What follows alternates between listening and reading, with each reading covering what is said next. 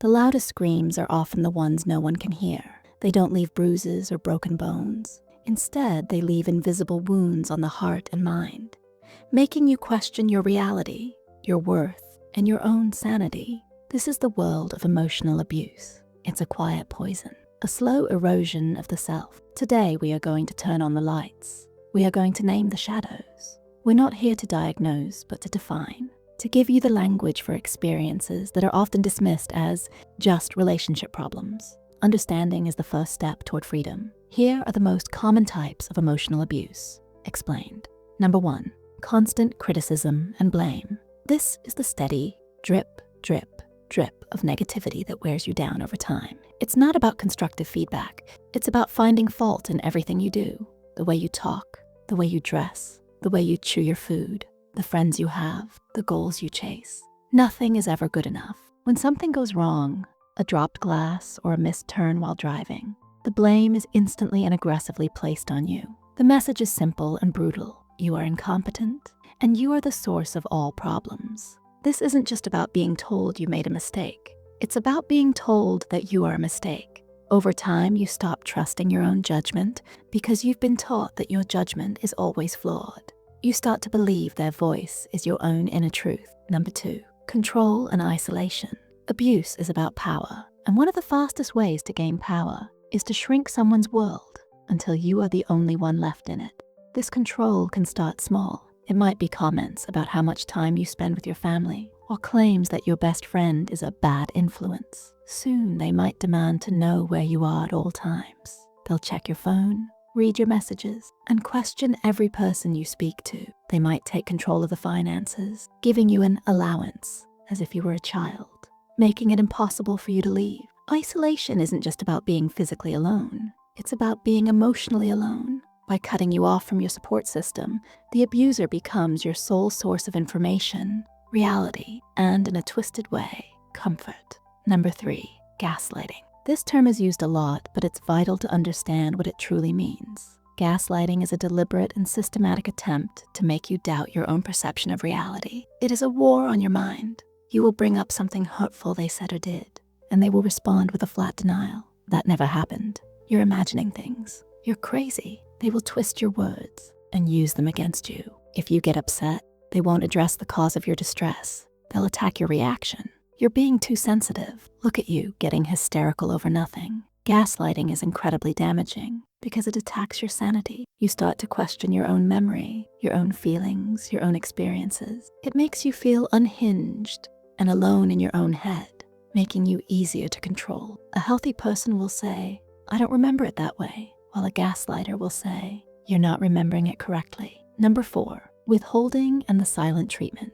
This is a passive form of abuse, but its effects are powerful. It's the deliberate withdrawal of affection, communication, and connection as a form of punishment. You did something they didn't like, so they shut down. They won't talk to you, look at you, or acknowledge your presence. It's like you've become invisible. This creates immense anxiety and desperation.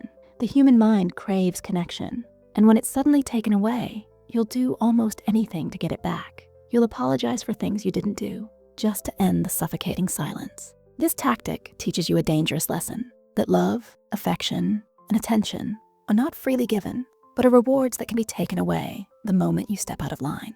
It teaches you that love is a reward, not a right. Number 5, humiliation and public shaming. This is about stripping you of your dignity. It can be done through jokes at your expense in front of friends or family, comments that highlight your insecurities, or stories that paint you in an embarrassing light. When you object, you're accused of having no sense of humor. The goal is to lower your status in the eyes of others and in your own eyes. By making you feel small and foolish, the abuser feels big and powerful. This isn't just teasing. It's a calculated attack on your self-respect. They are chipping away at your confidence piece by piece, ensuring you feel too ashamed to believe you deserve better or to speak up for yourself. True partnership is about lifting each other up, especially in public.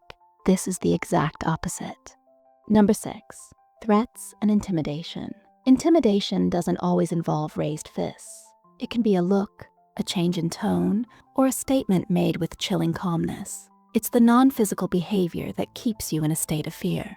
This includes veiled threats like, "If you ever leave me, you'll regret it," or "I don't know what I'd do without you," said in a way that implies a threat to themselves or you. They might punch a wall, break an object, or drive recklessly to show you what they're capable of without ever touching you. They might threaten to expose your secrets, report you to authorities on false grounds, or take your children away. The purpose of intimidation is to force compliance through fear. It creates an environment where you are constantly walking on eggshells, terrified of triggering the next explosion. Number 7, moving the goalposts. This is a frustrating and exhausting form of emotional abuse where the rules of the game are always changing. You work hard to meet their expectations, but as soon as you do, the expectations shift. You try to be tidier because they criticized your messiness. Suddenly, the issue isn't messiness. It's that you're spending too much time cleaning and not enough time with them. You get a promotion they said you should aim for, and now you're too focused on your career and neglecting the relationship. No matter what you do, you can never win. This isn't about standards. It's about control. By constantly moving the target, they ensure you are always in a state of striving, always feeling like a failure, and always looking to them for approval that will never truly come.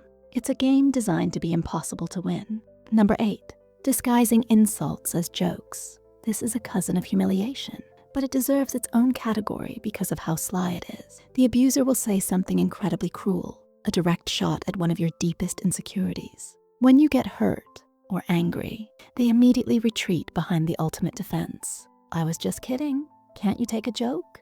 This maneuver is brilliant in its cruelty. It allows them to hurt you, and then it makes you the bad guy for reacting to that hurt. It invalidates your feelings and makes you question your own emotional responses. Over time, you may stop reacting altogether, internalizing the insults because it's easier than being accused of being overly dramatic or lacking a sense of humor. They are training you to accept the disrespect. Number 9, financial abuse. Often misunderstood, financial abuse is a powerful tool of emotional control and manipulation. It's not just for the wealthy. It happens when one person controls a couple's financial resources to dominate the other. This can look like preventing you from getting or keeping a job. It can be them controlling all the bank accounts and giving you a small monitored allowance. You might have to show receipts for every purchase and justify every penny spent. They might run up huge debts in your name without your knowledge, ruining your credit. Financial abuse is designed to make you completely dependent on the abuser, trapping you in the relationship because you literally cannot afford to leave. It removes your freedom and autonomy, $1 at a time. Number 10, emotional neglect. Perhaps the most subtle and lonely form of abuse is what isn't there. Emotional neglect is the consistent failure to provide emotional support, empathy, and attention. It's the absence of care.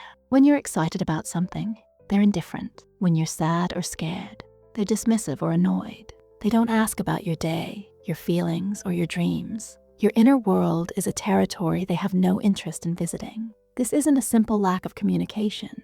It's a profound lack of connection. It makes you feel invisible and unimportant. It's the emptiness in the room. Even when someone else is in it with you, you can be in a relationship and feel more alone than you ever have in your entire life. Recognizing these patterns is not about placing blame. It's about finding clarity. Emotional abuse thrives in confusion and silence. It convinces you that you are the problem. But when you can put a name to the behavior, when you can see it for the tactic that it is, you take back your power. You begin to trust your own reality again. The wounds may be invisible, but your healing doesn't have to be. It starts with knowing you are not crazy, you are not too sensitive, and you are not alone. If this video helped you understand something new or gave you a moment of clarity, please give it a like. It truly helps the video reach more people who might need to see this information. And subscribe for more content that helps us understand ourselves and our relationships better. And now, I want to ask you something for the comments. Instead of focusing on the difficult parts, let's build a resource for everyone. What is one green flag? One sign of a truly healthy, supportive, and kind relationship that you value most? Let's fill the comments with examples of what real care and respect look like. Your comment could be the positive example someone else needs to see today. Thank you for watching.